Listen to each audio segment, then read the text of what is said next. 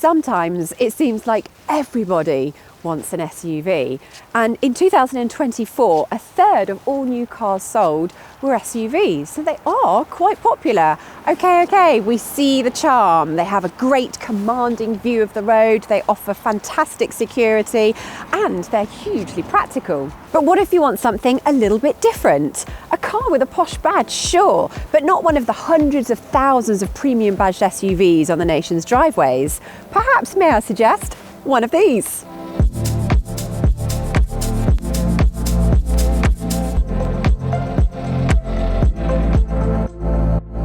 This is an Audi A5 Sportback, and it offers all of the space and practicality of an upmarket SUV box, wrapped up in a sleek coupe style 5-door fastback body. It's got rear doors and a hatchback. See, very practical. Now, at this point, I should say that this is one of the last examples of the old A5. This is the second generation, which was available between 2017 and 2024 and came in convertible, 2-door coupe and 5-door sportback flavours. Now, though, Audi has renamed the old A4 saloon as the A5, so there is no A5 Sportback, but the new A5, which used to be the A4, now has a hatchback rather than a saloon body. So the replacement car is like this A5, but also sort of not. Confused? Yes, so are we. Thanks, Audi. All you really need to know is that this car is a rival to the BMW 4 Series Gran Coupe, which I have personally owned, and it was really practical for carrying around my motorsport paraphernalia. And there isn't really any other rival in 5-door Sportback version. So that makes it pretty special, if you ask us. Which you are, because you're watching our YouTube channel. There are a plethora of engine options in the A5, and we won't bore you by running through them all. Suffice to say, there are petrol and diesel options offering between 150 horsepower in the 35 TFSI, right up to a fire-breathing 450 horsepower unit in the RS5. Yes, please. This particular A5 is the 150 horsepower petrol, which is the entry-level model. Still, being an Audi, it feels suitably posh and exceptionally well put together. There are lots of high quality materials, and even though it's an old design, it still feels quite modern. It also delivers a sporty, snug driving position. So if you adjust the seat and the steering wheel, you can find the perfect driving position.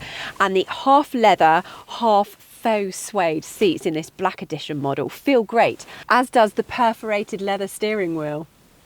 But perhaps it should feel plush in here because the black edition is the top trim level. But then again, the bits it adds are mainly cosmetic, with black interior and exterior trim pieces, 20-inch alloy wheels and puddle lights.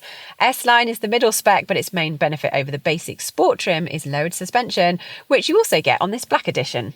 And even then, the basic sport trim is well spec'd. You get keyless start, lane departure warning, ambient lighting, leather upholstery, heated front seats, and multi-zone air conditioning.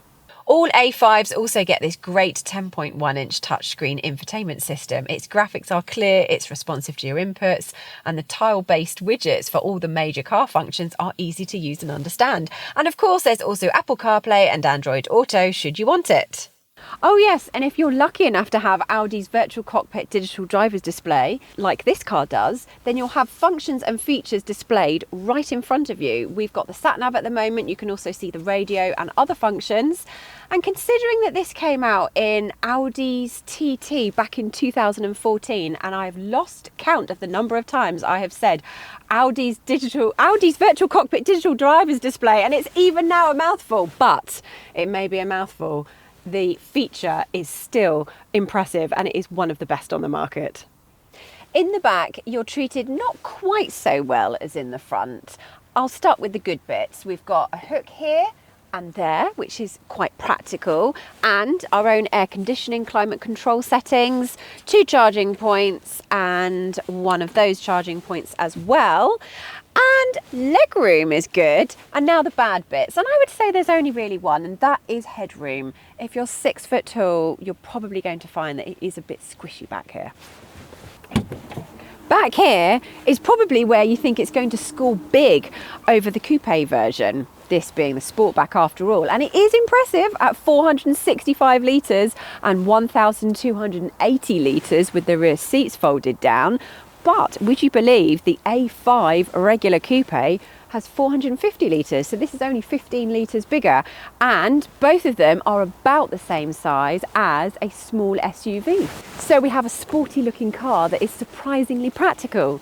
Is it sporty to drive as well? Let's find out. Even though this is the 150 horsepower, it still feels reasonably quick. And the 7-speed S-tronic dual clutch automatic is responsive and smooth. And unlike many other Volkswagen Group products and smaller Audis that get the 1.5 litre 150 horsepower, this engine feels like it's never going to run out of puff, which makes it a fantastic motorway mile cruncher. And we dare say the diesels are even better for that. Away from motorways, this two-wheel drive version feels planted and stable with plenty of grip, so it's pretty good fun. Although if you're a really keen driver, you'll find that a BMW 4 Series drives with a touch more finesse. Four-wheel drive versions, meanwhile, offer more traction, but actually don't feel quite as agile as the front-wheel drive A5s. Traditionally, with sporty Audis, ride comfort hasn't been a strong point, but the A5 feels surprisingly compliant, absorbing lumps and bumps in the road really well without sending a shudder through the cabin or knocking it off its course. Which is even more impressive in this Black Edition car because it has huge 20-inch alloy wheels. Find a model with the optional adaptive dampers and you'll get even more handling security and ride compliance. As for fuel economy, you should see over 50 miles per gallon in one of the diesels driving in UK driving conditions, and around 40 miles per gallon in one of the petrols if you drive fairly carefully.